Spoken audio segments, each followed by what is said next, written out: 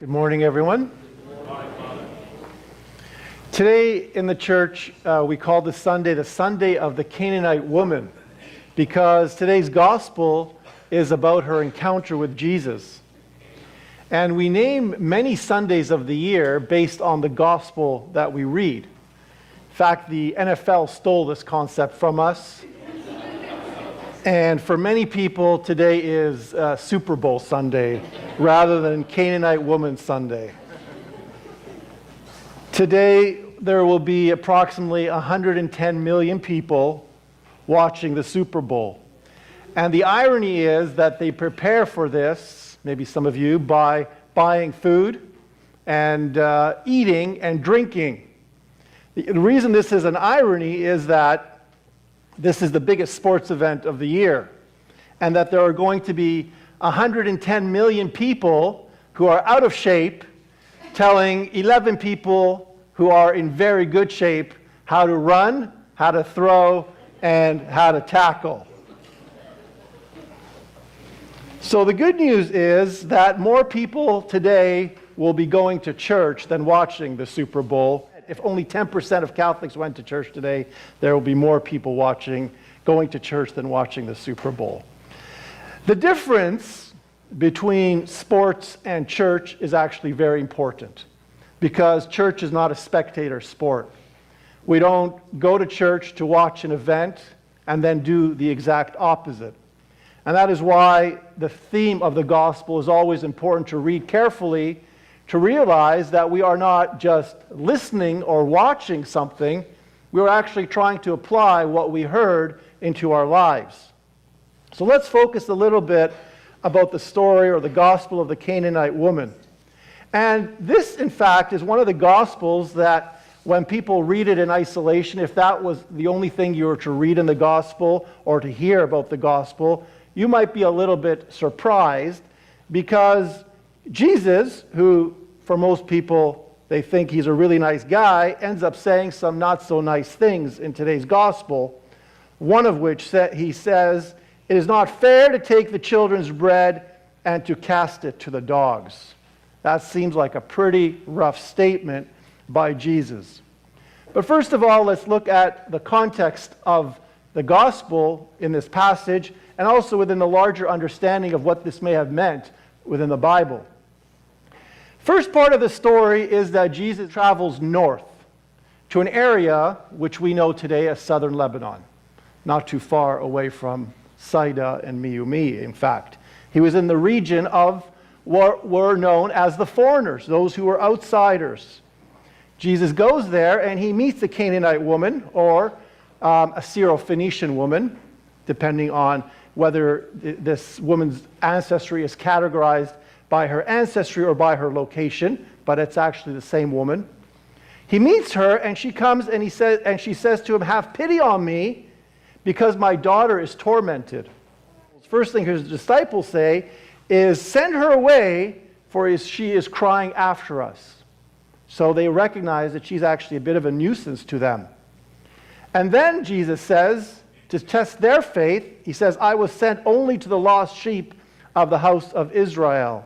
And then he says the main part of this verse that is scandalous to many people: "It is not fair to take the children's bread and cast it to the dogs." Why would Jesus use this analogy of dogs to respond to a woman who came to get her daughter healed? Number one, it's really important to realize that what Jesus is doing is he's not directly insulting her. Rather, what he's doing is he's resonating what those who are around him were saying of those who are outsiders.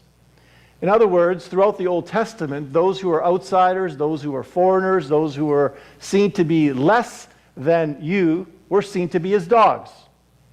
And we have many proofs of that throughout the Old Testament. One of which is perhaps a very famous story, the story of David and Goliath.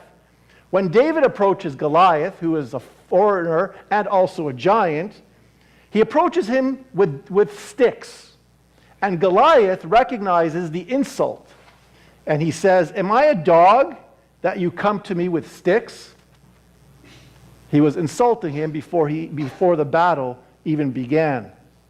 And this theme of the dogs as the outsiders is repeated. In Psalm 22, those who persecute others are called dogs. Psalm 22, verse 16, there are dogs around me, a company of evildoers encircle me. And also in the Old Testament, foreigners and nations who were enemies, who fought against each other, were called dogs. Psalm 59, 1 says, deliver me from my enemies, O my God, protect me from those who rise up against me. Awake to punish all the nations. Spare none of those who treacherously plot evil. Each evening they come back, howling like dogs and prowling about the city. The imagery of the dog is also used as a sign of humility. When somebody wants to show that they are humble, they refer to themselves as a dog. In 2nd book of Kings, Hazael says to Elisha, what is your servant who is but a dog that he should do this great thing? Elisha was telling him that he will become the king. And finally, the book of Proverbs uses this word dog to refer to those who lack basic intelligence. Proverbs 26, like a dog that returns to his vomit is a fool that repeats his folly. So what is happening in this gospel is that Jesus is simply resonating. Jesus is simply expressing to the woman what the Jews, or what his people were thinking of other people, that they were dogs. And in fact, the way the disciples treat her reinforces the fact that she was seen as an outsider and somebody who wasn't worth spending any time on. So Jesus actually says this not to insult her, but he says this to challenge her to see what she was going to answer. And what does she answer? She says, yes, Lord, even the dogs eat of the crumbs that fall from the master's table. In other words, she's reminding him that although society, although everyone thinks of us as being of low state, of being not important, but even the dogs are well treated and are fed. And then finally, Jesus says in this gospel, as a great lesson, not only to her, but also to his disciples and anyone else who would have been gathering around him, he says, O woman, great is your faith. Let it be done to you as you will. So in fact, this gospel, which initially seems like Jesus is insulting her, is actually a gospel that teaches us that those who are outsiders are not worse than us, are not to be considered dogs, and that everybody needs to stand up for themselves and say the truth when somebody is saying something that isn't true about us. So Jesus resonates what everyone around him says, but he shows that that is not true in the direction that he takes the gospel. And he does the same for all of us here present. He challenges us to see, number one, what are people saying of us? It could be at work, it could be in the family, it could be within society. And what of what people say of us is true? What is what people say of us not true? Some things that people say of us are right. So for example, if you drink far too much, and some of your relatives tell you, you know what, you need to stop drinking. Or if you smoke, and your relatives say, you know what, you need to try to quit smoking. Or if somebody is doing something that is obvious to everyone around them that what they're doing is wrong, then that is important for us to hear. So what people say of us sometimes is true. But unfortunately, what people say of us is sometimes not true. Sometimes people call us names. Sometimes people look down upon us. Sometimes people say we're useless. Every one of us has a story of something that someone has said of them or about them that is not true. And this is the heart of today's gospel. That whatever people say of us is incomplete, and actually what we say of ourselves is also sometimes incomplete, because as sometimes people say, our worst enemy is sometimes looking at us right in the mirror. The other danger or application of this gospel is that sometimes actually people say something good of us, but that ends up hurting us. And what do I mean by that? Let's say someone says to you, you are a very intelligent person. But then you take that as in a sense of pride, and you begin to see everyone else around you as lacking any form of intelligence. Or if you're still young, you're in school, and your parents are trying to encourage you and say, what you did was very good. You demonstrate wisdom and intelligence. But then you turn around and say, you know what? I'm such a wise person. I'm such an intelligent person. I don't need to keep growing.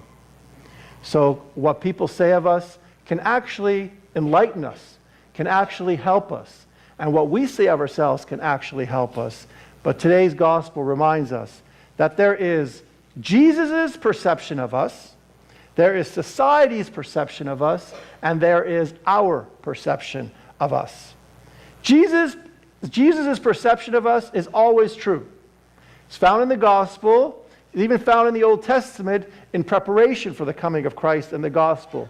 Of all the things that are said of the human person, from the book of Genesis, made in the image and likeness of God, capable of being children of God, capable of God's mercy and love, that is always correct. Whenever we want the solid perspective of who we are, turn to the gospel. And then we have society's perception, and as I said, sometimes true, sometimes not, and our perception, which is sometimes true and sometimes not. Today's gospel helps us to realize that our identity is not based on whatever others say, and especially not based on what others are completely convinced of, especially like the case of today's gospel, the case of this woman who everyone was absolutely convinced that not only she, as an outsider, resembled the dogs, but the entire society that was confronting her felt the same way. But because she stood strong, she actually challenged Jesus, she challenged society, and in challenging Jesus and challenging society and challenging the disciples, she showed, in fact, that she was a child of the Most High God, made in His image and likeness, and worthy of Christ's mercy, worthy of Christ's love, and worthy of the healing that He offered her by healing her daughter.